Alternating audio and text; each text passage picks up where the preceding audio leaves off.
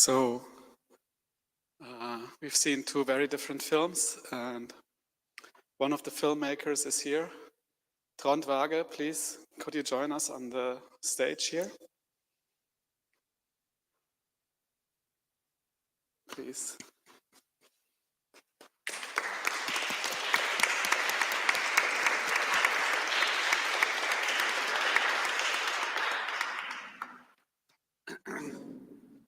So, since the filmmakers of the first films are not here, I think it doesn't make so much sense to discuss both films. So I would like to focus on the second film, your film. Yeah, I'm still kind of speechless. I think the film is a very intimate portrait of this extended family who are negotiating their everyday lives in this transnational situation characterized by hardships and precariousness.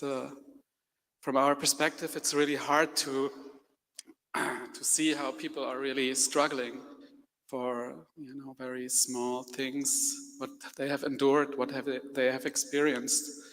And I think your film is very successful in portraying this family in a very intimate and humanistic way. So thanks a lot for that. Before I open the floor, I would like to ask you to give us some more information about how the project got started. And I think it's a long-term project, and this is also a challenge for an anthropologist who doesn't live in the town. So maybe give us some more background information. Yeah, thank you. Thank you for kind words. Yeah, it's a long-time project. It's a life project. I first came to Gondra, this city, in 1994. As I just had passed my master, I did my PhD there in 98, and I've been coming back over the years.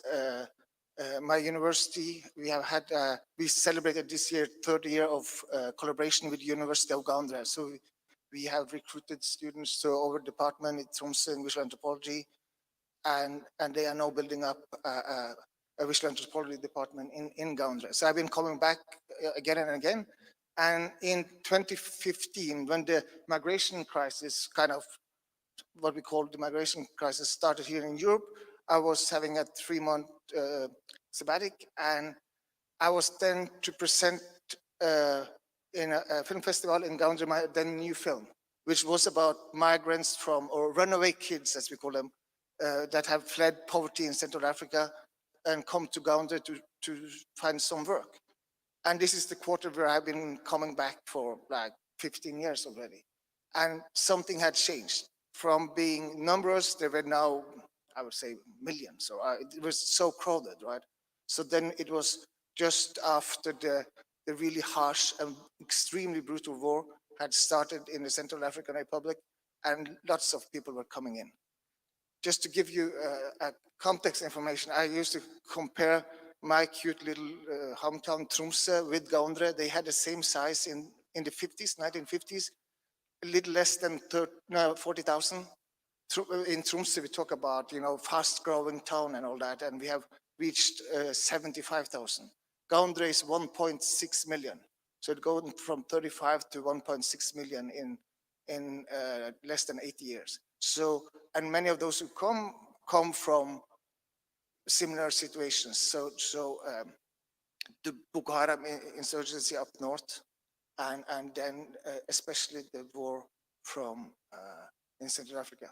So I just started the project from that street corner where everyone knows me, and I met Jojo, and then the project continued from there. And since I was coming back every year to teach and to supervise and stuff at the University of Uganda, I would have a week or 3 or to spend doing fieldwork, and that's how it started. So I followed that family from 2015 to January 20.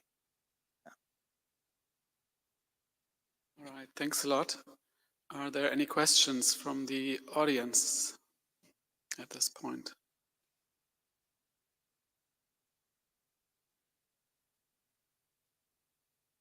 Okay, maybe I think that yeah. You want to talk some more? Yeah, There's also some questions. yeah. As I say, I really wanted to humanize refugees. They are. I'm so fed up about these questions about you categorize people on the move in Africa as they are IDPs or refugees, right? And their numbers, and I'm trying to follow the UNHCR, you know, the refugee council's numbers, and they are. It's said that in Cameroon there are 22,300 and something urban refugees from the Central African Republic. Just in this neighborhood where Claudia lives, there, I guess there is more than 100,000. So there is really no much. And as you see, in the end of the film, we see Jojo's brother coming with his 18 children, and they left the refugee camp uh, because there is no future in refugee camps. So they consciously try to get rid of the UN system. And they, as you also might got from the film, is that they also hide from the state authorities. So they are invisible. Jojo used a lot of, you know, I'm so fascinated by their language skills, right? The Agnes, which is to me the strongest, or yeah, emotionally the strongest to see. I mean, she never been to school, but she masters 7 languages like that, and she is integrated, you know, seamlessly into this village in Ganga because in a matter of months she learns the local language. So, so that's the kind of adaptation, and they are completely, you know. So in downtown Gaundra, Jojo would speak his Fulani, which has the accent of, which is the majority or the Muslim elite language, or the market language, and he knows that, which makes them believe he belongs to an ethnic group which lives on the Cameroonian side of the border, but he's from the other side.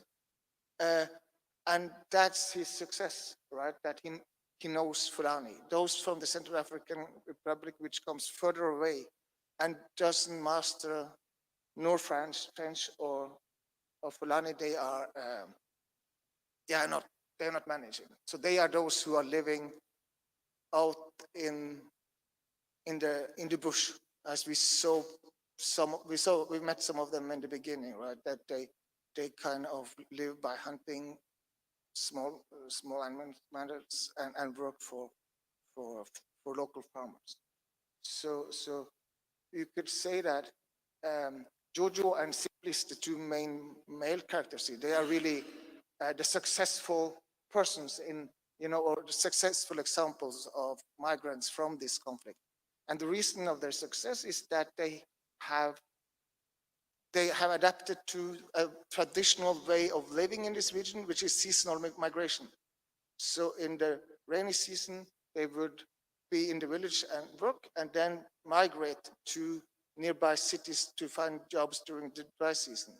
And when the war started, they could come and use those networks they already knew in Gaundra, and that made them have their families flee, right? So that is the kind of you know, anthropological analysis, you could say. So you know, so this increased violence is kind of really turning the population situation all upside down in this region. People stop living in the villages because of violence and move to the cities with families and yeah, with their families, and then they will go back. The men will go back to the villages to cultivate in the rainy season. Dramatic demographic risk. Okay, yeah. Are there questions now from the audience? There's a question in the back and in the front. Maybe we start here, since the mic is in the front. Okay. Thank you for your film. Congratulations, Ton. I have few questions to you. The first is related to the men who were seeming to not to mistreat their wife. Do they agree to show those images? Do you have their agreement to show that in the film? And the second is related to where they were killing the snake. Did you choose to not show the whole image, or you didn't film the part they were killing the snake? Thank you. Yeah, okay, thank you for these questions. Yeah, about the snake first. Yeah, I was too afraid to approach that snake, or actually, he just disappeared. Marin, he just went into the bush before I even understood what was actually going on. So I didn't see the actual catch. But when we work, I'm having my very close friend, and he's also my PhD student, and the son of the king in Ghana is my PhD student and the one I work with. And we always speak Fulani French when we work, but that's the only time in our many years of collaboration that he switched to English, to really be sure that I understood to keep away. So these are some of the dangers. Yeah, no,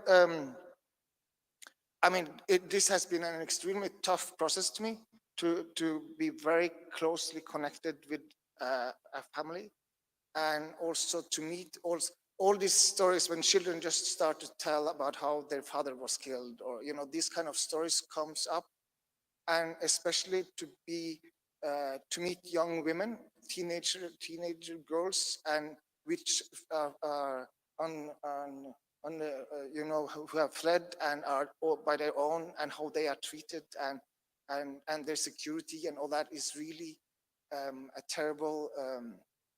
It has been really tough to me. But when it comes to, these questions about, they come from a polygamous culture. So that a man who have some resources would have several wives, that's how it is. They laugh loudly when they hear that it's forbidden where I come from, right? So that is really a part of their background. But one thing here which is interesting is how to translate what's marriage. I mean, Claudia and Simplice lived together for 9 years, and they talk about it as a marriage, but they didn't pay the dot, the bride price, and that's the key thing here is to connect families, because all this talk about bride price throughout the film that is what they've got. They got family network, and they have to take care of them. That's really the main, that's the social resource.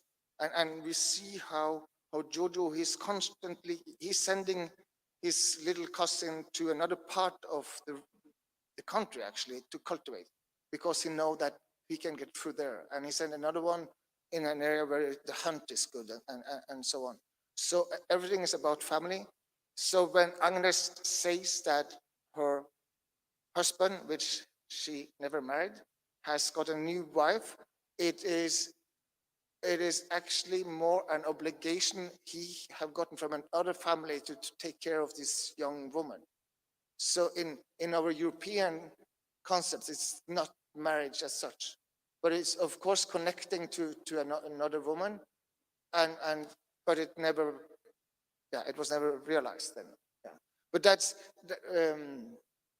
and of course they've seen the film, and they've seen the material, and they're fine with it, and it has circulated at some festivals in Africa, and Claudia was presenting it at Écran Noir earlier this year, which is Écran Noir is the biggest film festival in Central Africa. Yeah, it's interesting how sometimes the protagonists use the filmmaking to make a statement or to, to use it in their negotiations to make a public statement and to give it more validity, sort of. I think that's quite significant. There was another question from Deepesh. It's a really wonderful project, Tron. Many congratulations. We could see your intimate relationship with the impairment, and you captures really the micro levels of family network, and those are some of the successful immigrants. Could you just also give some ideas, some informations? How was the major levels, their social networks, hometown social networks, they could use to find maybe job and to make some way of life? Do they have that kinds of social network? And my second question is, did you show these films to those peoples? And if you saw, what's their reaction? Yeah, thank you. Yeah, so, this film started with Jojo, and what I wanted to find out about social networks of refugees, all those who had come. And what he was doing at the time we met was actually to walk the city, to search for people, to search for information about people. It doesn't come out clear in the film, but it's really those we meet here, they are scattered around in Gaundra, the city, in Ganga, and in some bush areas, and they all come from a cluster of 4 or 5 villages back in Central Africa. So they're really building up a diaspora kind of social milieu, but scattered on this Adamawa plateau where we are in the film. So yes, they build its family and neighborhood, and they will call each other sisters and brothers and cousins and so on. So we see Agnes coming into the city to meet Claudia, and they disagree upon if they are cousins or aunt, So, but they are at least neighbors, and they grew up in the same city, the same village. And I think that's the most important thing I did for them, was to have them meet, that they actually made a new go in both of their lives. Yeah, they have seen the film, and they're happy about it. We discussed some of the sequences, in detail, and yeah. And as I said, Claudia has been screening the film at some festivals and so on. Okay, I'm afraid we have to stop the conversation. And thank you very much again for this wonderful film. And I think we have a small break now, and I would like to hand you your certificate. Thank you. Thanks.